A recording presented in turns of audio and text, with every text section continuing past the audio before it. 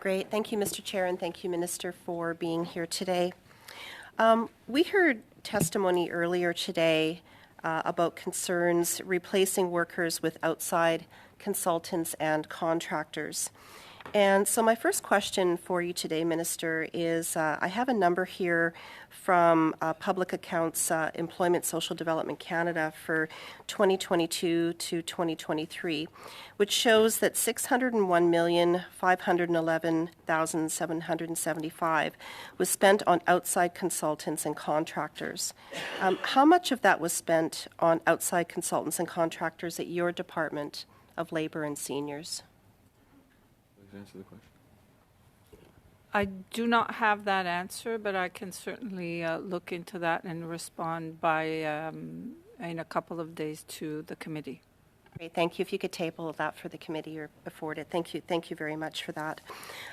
So, based on that, you know, we've heard that public sector workers are feeling undervalued with the amount of outsourced contractors and consultants that are being used by your government, spending billions of dollars. And so is this something that you're hearing, Minister, within your department? Are you hearing concerns from workers in your department about being replaced by these outside contractors and consultants? Again, I will answer that question. In regards to ESDC, we do have external contractors coming to assist us, mostly on short-term or specialized contracts. There are a number of contracts that we do have. We closely monitor those contracts, and again, we'll provide the numbers. Thank you. Well, to you, Minister, we also heard testimony today about the demotivating factor. We know that there is an increase in people with mental health concerns in the country, and we did hear testimony today that it does create extra stress and concern with workers, knowing that the government is extensively using these outside consultants and contractors.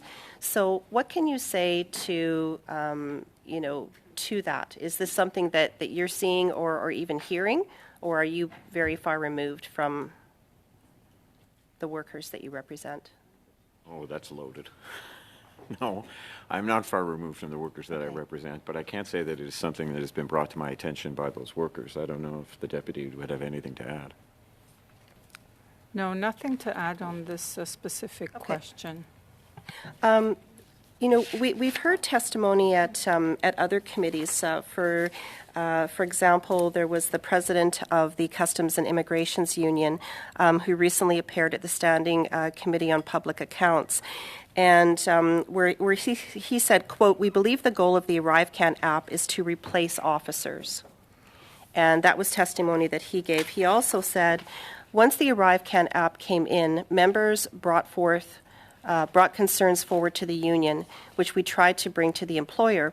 Really, there seemed to be no willingness to take our input. Had our members been consulted early on, I think a great deal of what happened would not have happened.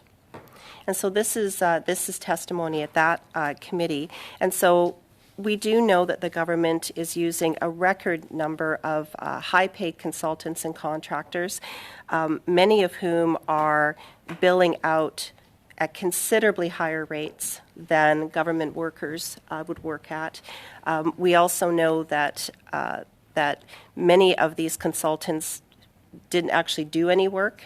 For example, on ArriveCan specifically, we know that there 72% of the work that was done, Mr. Chair. Of the amount paid actually wasn't done. We have So a point my of question order. to you, I have Minister. to hear. What?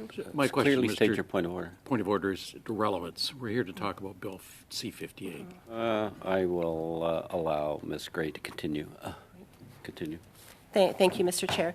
So based on that, Minister, with the amount of contractors that the government is using, is this not a concern of yours that you're hearing this concern from the workers themselves within the government?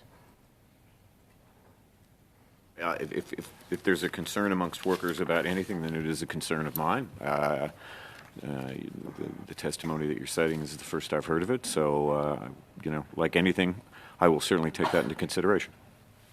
You seem to be a little out of touch with what with what's going on, but I'll go to another line of questioning here. You talk a lot about workers, and particularly in your province, and that's why I thought it was remarkable, actually, that your good friend Andrew Furey, the Liberal Premier of Newfoundland and Labrador, wrote the federal government saying that workers can't afford the Liberal carbon tax, and actually the word workers is the first word in his letter. So we know that the carbon tax is a massive tax on workers. So how can your government continue to go forward with increasing the carbon tax? Are we going to get to C-58 at any point in time? I'm just... We're talking about workers today here, Minister. So would you like to answer the question? It's a fairly Ms. broad Gray, sweep. the time has concluded. I would ask panelists we are here to review Bill C-58. Please keep relevant to the general tone of the bill.